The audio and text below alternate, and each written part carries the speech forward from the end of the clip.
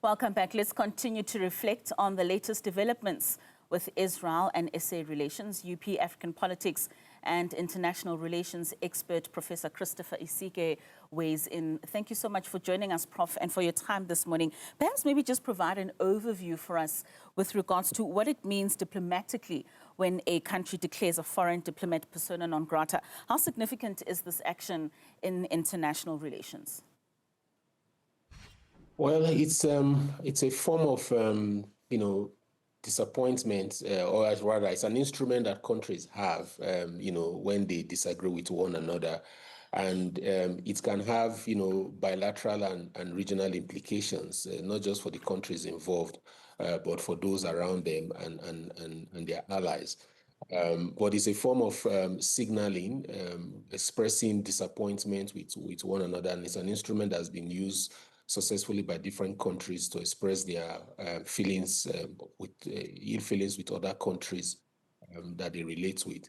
And it is something that is also codified under the Vienna Convention on Diplomatic Relations that allows a host state to declare any foreign diplomat persona non grata, sometimes even without explanation, and forcing their departure and effectively ending their diplomatic accreditation in that country. And this is one of the strongest, you could say, non-military tools a state can use, apart from severing full diplomatic relations. We saw a reciprocal declaration of persona non grata towards South Africa from Israel. What does this reflect on the state of diplomatic relations now between these two countries? Is this indicative of a deeper diplomatic crisis? It is, and it's not new. It started a long time ago, even before South Africa took the Israel to the ICJ. But while South Africa nor Israel has formally cut all diplomatic ties, this reciprocity, this reciprocal expulsion of diplomats, like you mentioned, does signal a deep diplomatic, fracture between both countries, and it might also signal the need for a possible long-term recalibration of bilateral engagement between both countries. And like I said before, it also reinforces how geopolitical conflicts that are far from South Africa happening, for example, in Gaza, particularly in the case of the way the Palestinians have been treated by the Israeli government, how this impacts and shape South Africa's foreign policy, identity, its priorities, and even its alliances. So the repercussions of all of this will go way beyond just these two countries. In fact, I would believe that it's also a form of signaling, the South African government signaling to the incoming U.S. ambassador, for example, that he's not going to come to South Africa and simply insult the country or insult the president, and that this can also happen to him. And I think what you're mentioning with regards to the impact it could have even on other countries, I think what, for me, it would be quite interesting if this would spill over, especially with countries that are alliances to Israel with regards to our bilateral relations with them. Yes, absolutely. And it's also beyond countries that are allied to Israel in the West, for instance. It's even if you look at Africa, this action by South Africa is also likely to have repercussions across the continent. There are several African states that maintain pragmatic relations with Israel. For example, on security, cooperation, agriculture, and technology. And so Pretoria's move may embolden these governments and civil society actors in other African countries, that are pro-Israel, to also begin to mind their relations with South Africa. But on the other hand, also, the same groups in countries with strong pro-Palestinian constituencies can also begin to reconsider the political cost of close engagement with Israel. So it cuts both ways, not just in the world, but also within the African continent. What lessons do you think, Prof, can emerging democracies learn, particularly from South Africa, in the way in which we are handling our diplomatic disputes?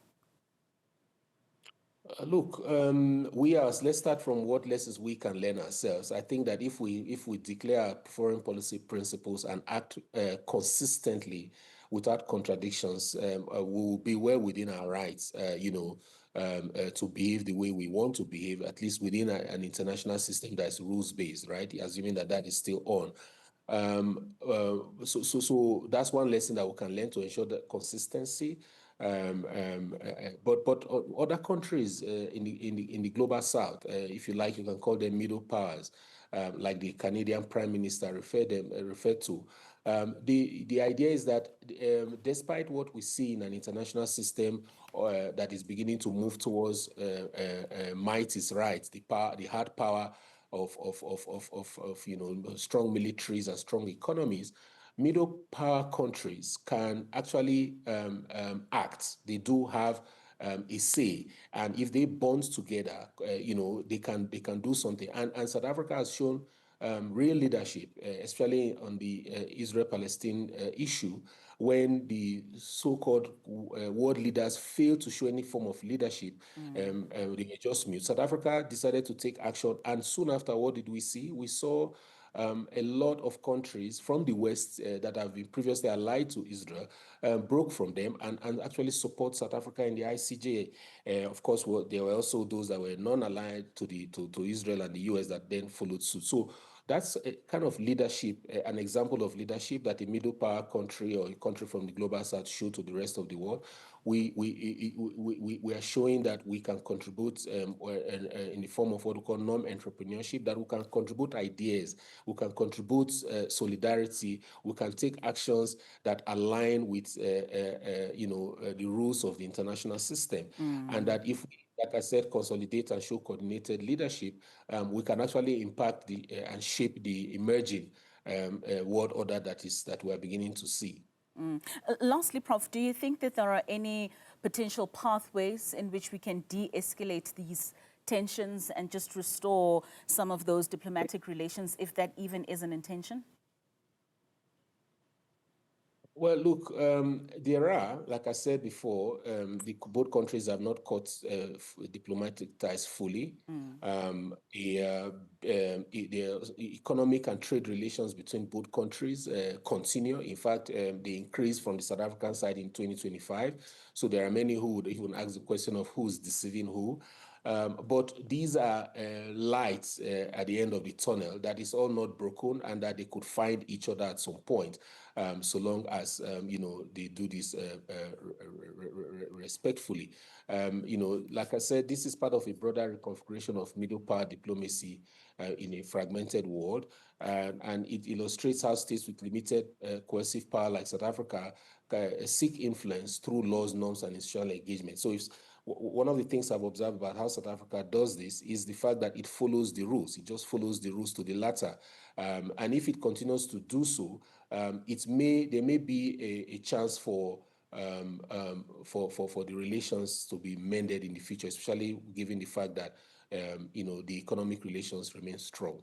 Well, Prof, thank you so much for your time and your insights this morning. That was University of Pretoria Politics and International Relations, Professor Christopher Isike.